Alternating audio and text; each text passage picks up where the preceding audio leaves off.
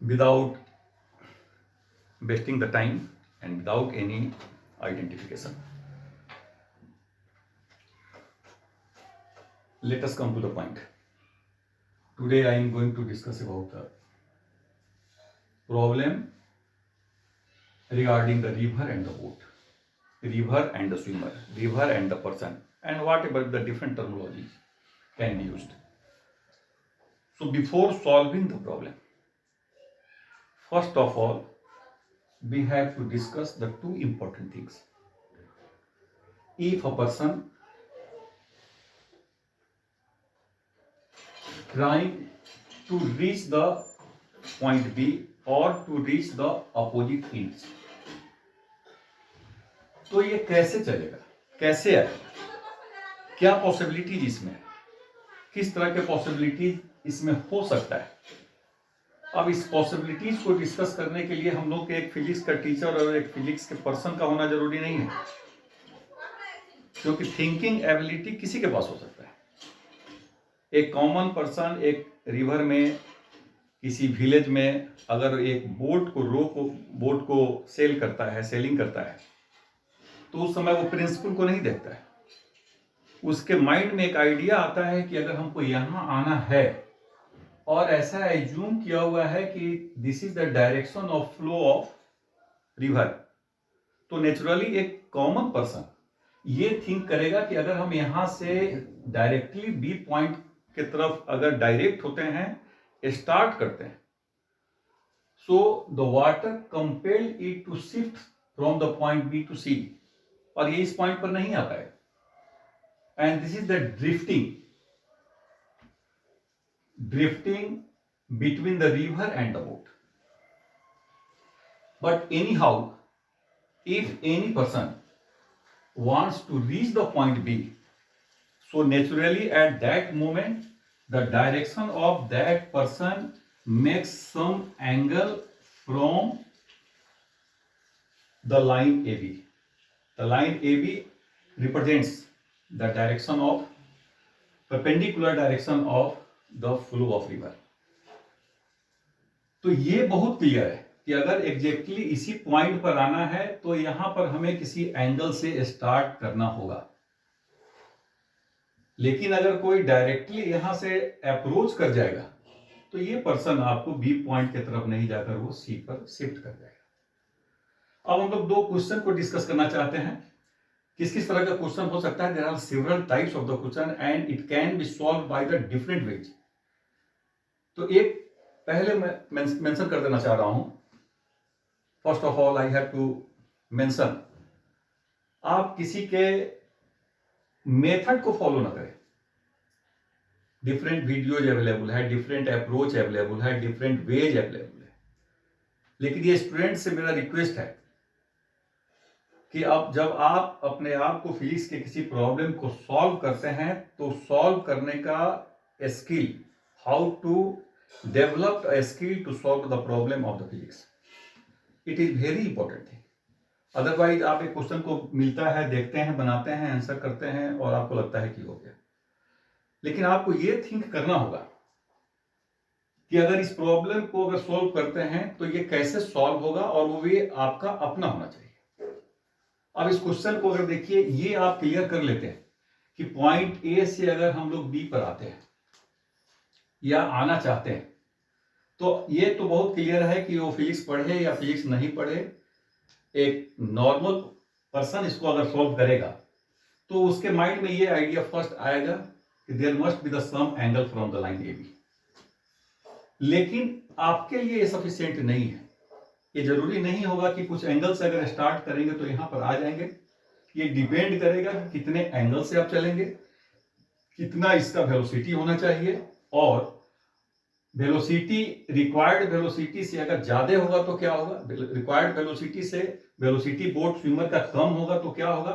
So not necessarily in all problem if any person, any boat starts from the point A to reach the point B, so way is very clear that makes some angle from the theta, but it is not enough. आप इस बात को note करेंगे, that depends on the flow of river as well as the flow of boat, person and the angle from the line AB to the swimmer to the boat. तो एक question को पहले हम लोग देखते हैं कि कैसे इसको सॉल्व करते हैं, किस तरह का क्वेश्चन होना चाहिए। तो फर्स्ट क्वेश्चन जो आपके पास है, क्वेश्चन बोर्ड पर मैंने लिखा हुआ है, उसको देखेंगे आप लोग। क्वेश्चन है a river 400 meter wide is flowing at the rate of 2.0 meter per second. So this is one is the direction of flow of river and this is the 2.0 meter per second. So this is the velocity. This is the velocity of river with respect to ground, 2.0 meter per second. So according to the question, given that VRG equal to 2.0 meter per second, and if next line is that a boat is sailing at a velocity of 10 meter per second with respect to water. So velocity of boat with respect to water is 10 meter per second. अब देखते हैं कि इसका direction question ने क्या रखा है। In a direction perpendicular to the river. तो ये जो डायरेक्शन है, अभी हम लोग इस पर कंसंट्रेट करते हैं कि परपेंडिकुलर डायरेक्शन में अगर ये रखा हुआ है तो ये आप क्लियर समझ रहे हैं। पहले हम लोग इसको डिस्कस किए हैं कि वाटर का इंपैक्ट होगा इस पर और ये बोट और स्विमर आपका शिफ्ट करेगा बी टू सी। तो यहां पर एक वेलोसिटी और जो बोट का होगा after the impact of the flow of river, so this one is the also the velocity of boat with respect to ground, velocity of boat with respect to ground.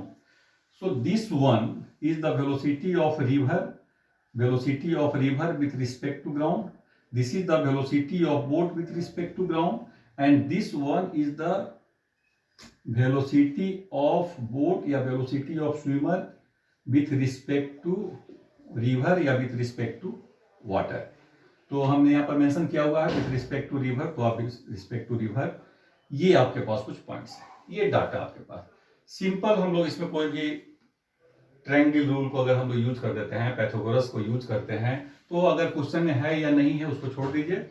यहाँ पर देखिए कि क्या क्या है। तो फाइंड करना है time taken by the boat to reach opposite bank, how far from the point directly opposite to the starting point, find time taken by the boat. अब time taken by the boat का meaning है कि जब हम लोग यहाँ से किसी पॉइंट को यहाँ तक अगर हम लोग स्टार्ट करते हैं तो इस वेलोसिटी के लिए आपके पास कभी कभी ये पूछ सकता है कि what is the velocity of the boat with respect to the ground. With respect to ground mean this observer और with respect to here. So this one is the 10 meter per second, this one is the 2 meter per second, and according to geometry of figure the tan theta equal to BC by AB, like BC equal to 2 by 10 equal to 1 by 5, and so the tan theta equal to 1 by 5. अगर आपको ये need है तो आप इसको भी निकाल सकते हैं, अगर कभी जरूरत हो जाएगा तो इसको यूज करेंगे, अदरवाइज ये नहीं भी होगा। मैग्नीट्यूड ले लेते हैं इसका, VBR equal to VBG, velocity of boat with respect to ground, equal to VBR square plus VRG square, and simply VBR means 10 square 100 plus 2 404 meter per second. This is the velocity of boat with respect to ground. This is the angle theta. So tan theta is equal to 1 by 5. And now come to the point, find out the time. तो time को calculate करने के लिए अब हम लोग इसको using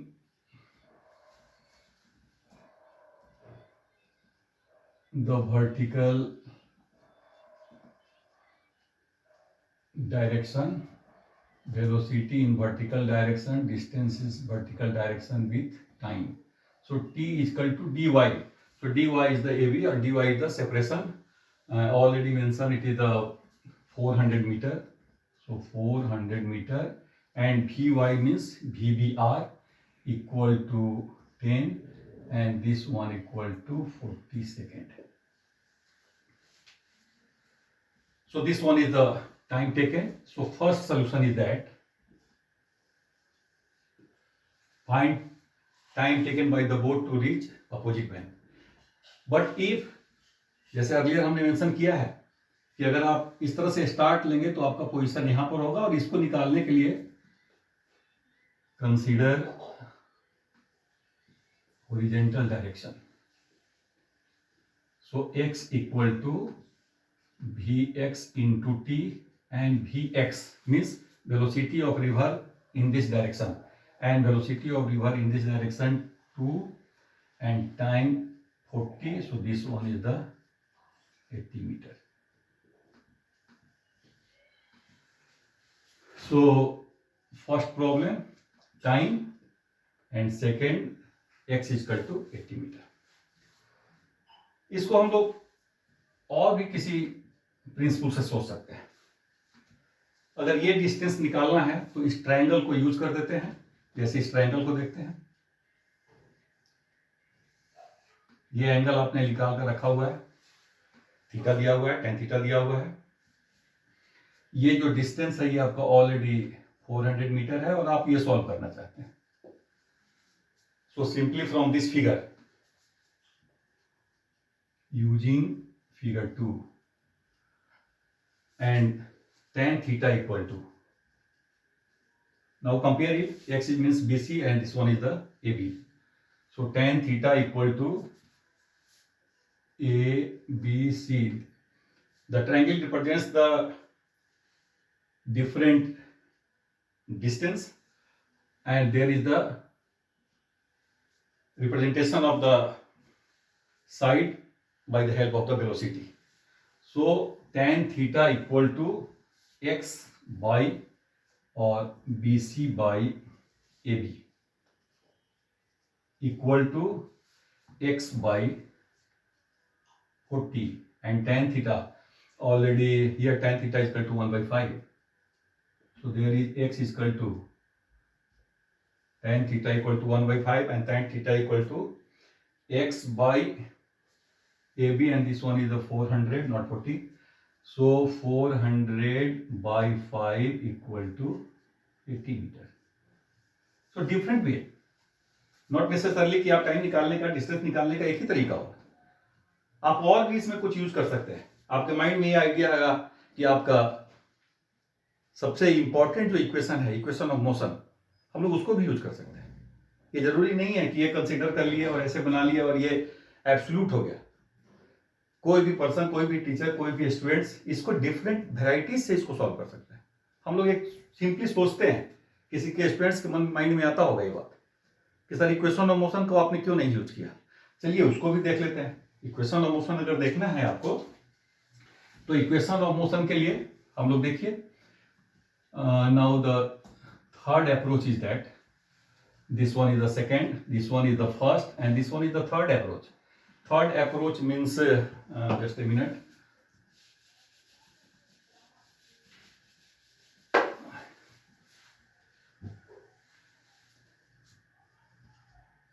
Using equation of motion, and now consider first in the vertical direction. So equation of motion in vertical direction, using y is equal to uyt plus half ayt square. ये आपने देखा नहीं होगा कि ऐसे भी हम लोग इसको यूज कर सकते हैं. And here is the term ay equal to 0 because there is no any acceleration.